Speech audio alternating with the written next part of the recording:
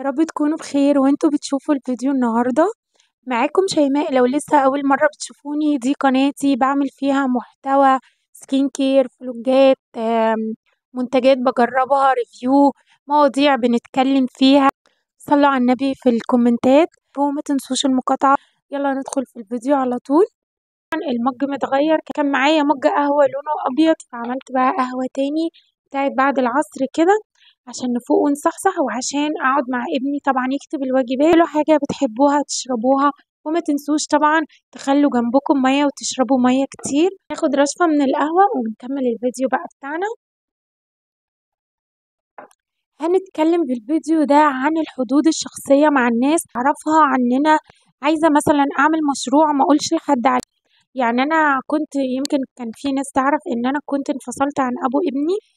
اتطلقنا أو انفصلنا 4 سنين. المهم، كنت كل ما نيجي نرجع أو ناخد خطوة الرجوع أقعد بقى أكتب على الفيسبوك، أو انتوا عارفين السوشيال ميديا بقى والناس، وأقول للناس احنا هنرجع وخلاص ومش عارف ايه. ولما جينا نعمل ورق كتب الكتاب، احنا بنعمل ورق كتب الكتاب وخلاص، كتب كتابنا يوم كذا، وأقعد بقى أعرف الناس وأعزمهم وكده، وما يحصلش نصيب. قعدنا كده في خلال ال4 سنين، كل ما نتفق وناخد خطوة في الموضوع ده نرجع ما يحصلش أي حاجة، ويحصل ما بيننا بقى مشاكل وكده، وخلاص نقرر إن احنا مش هنرجع.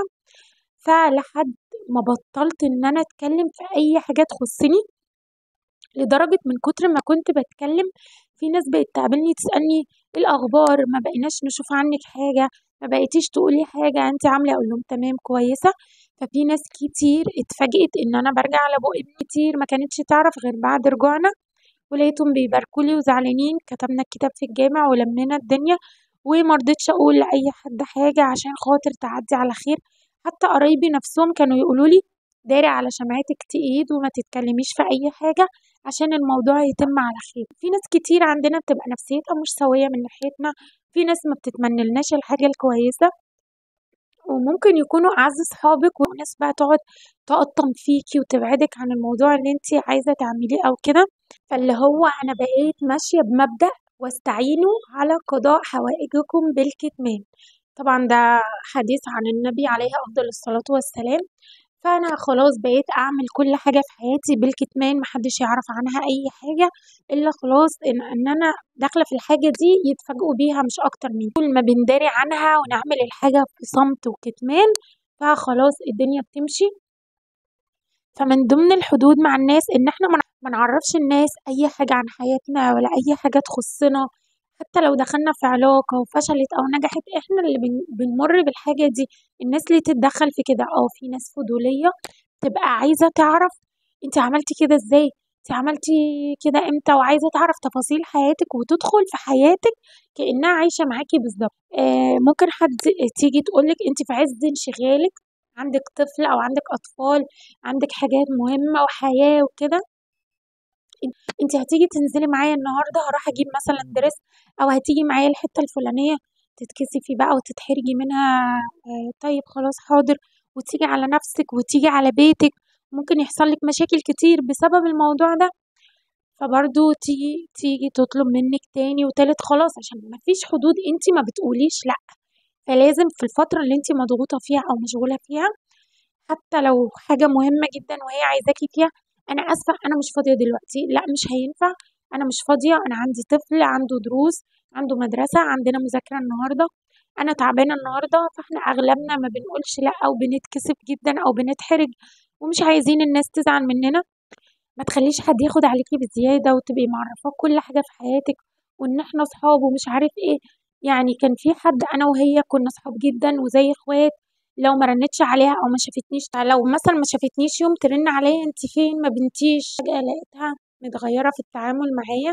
واللي انا فهمته ان في واحدة برضو اعرفها، يعني ان هي اتدخلت او قالت اي حاجة كنت بفضفض معاها بحاجة فانا قالتها لها، معرفش بقى انا قابلتها بصورة عاملة ازاي، فبقت تشوفني تكلمني بالعافية او مش عارفة. انا بقى واحدة واحدة ايه، تقطع الموضوع خالص، اشوفها اعمل نفسي مش شايفاها، اشوفها في مكان اغير وشي، اشوفها قاعده قدامي اعدي من الناحيه التانية، لو عيني جت في عينيها قالت لي ازيك هقول لها ازيك، ما قالتليش ازيك كاني مش شايفاها.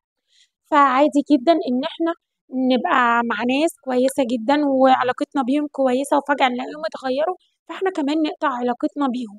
ومش لازم بقى ان انا اروح اعاتب وانتي عملتي وانتي خليتي واحنا كنا اخوات. لا بقى انا مش، بصوا خلاص، انا طلعت من الجنب اللي هو اروح اعاتب وصالح وحايل، لا بطلت.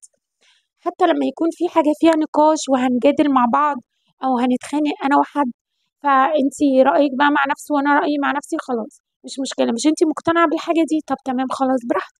ما بقاش عندنا بقى طاقة إن إحنا نبرر. النقطة اللي بعد كده، بطلي تبرري أفعالك للناس، ولا تبقي عايزة تعرفي أنتي اتغيرتي معايا ليه. مش لازم خالص، ولا تعاتبي ولا تبرري تصرفاتك وأفعالك. وكمان عاملي كل واحد بمعاملته. يعني معلش انا بفضل اديك كل حاجه حلوه عندي، وانتي حبيبتي وانتي اختي وانتي صاحبتي وما تساليش عليا واسال عليكي واكلمك وانتي مكبره دماغك. لا، طب ما انا اعمل زيك، انتي احسن مني في ايه؟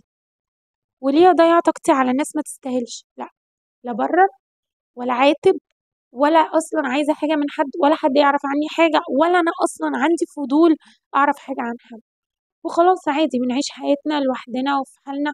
كل واحد عنده حياته وكل واحد عنده انشغالاته. فانا مش فاضيه للكلام ده خالص. كنت الاول بزعل وعاتب واتكلم، لا والله انا ما عملتش كده الا عشان كذا، واقعد بقى ابرر في افعالي وتصرفاتي. لا، ما دام انا مقتنعه بالحاجه دي وان انا عملتها وما غضبتش فيها حد ولا كانت حاجه غلط بالنسبه لي، فلا عادي جدا. لازم نحط حدود مع الناس. نقول بقى النقط اللي احنا اتكلمنا فيها بتاعة الحدود مع الناس بطريقة سريعة جدا. أول حاجة إن أنا أستعين على قضاء حوائجي بالكتمان. نعمل كل حاجة احنا عايزين نعملها من غير ما حد يعرفها، غير لما الحاجة تتم ونبتدي إن احنا نعلن عنها ونكون متأكدين 100% إن هي خلاص هتحصل وهنتكلم عنها. تاني حاجة، إن احنا نقول لأ وما نتكسفش ولا نتحرج من حد، ما نجيش على نفسنا أبدا. تالت حاجة، إن انتي تبطلي تعاتبي الناس. رابع حاجة، إن انتي تعاملي كل إنسان بمعاملته، ما تبقيش أحسن من حد. خامس حاجة، إن انتي ما تبرريش تصرفاتك حد ما دام انتي مقتنعة ومتأكدة إن انتي ما عملتيش أي حاجة غلط ولا ضريتي بيها حد. فما تبرريش أفعالك ولا تصرفاتك لحد، وخلي مصلحتك وحياتك فوق أي حد. انا مش فاضيه النهارده ورايا حاجات في البيت، لا انا هعمل حاجتي. لو واحده صاحبتي خارجه وقالت لي طب يلا، وانا حصل عندي اي ظروف، لا انا مش هتكسف منها وهقول لها انا اسفه عندي ظروف النهارده مش هقدر اخرج معاكي. حطي لنفسك وقت واعرفي لو حتى هتقعدي مع حد او كده، بقولكيش ما تتكلميش مع الناس ولا تتواصلي معاهم ولا تقعدي معاهم، لا، بس اعرفي حقوقك الاول والحاجات اللي انت مشغوله فيها، وحطي لنفسك الوقت اللي انت فاضيه فيه. وبس كده. أشوفكم على خير في فيديو جديد، وقولولي تجربتكم مع الناس الفضولية، وكمان قولولي بتحطوا حدود مع الناس ازاي. باي باي.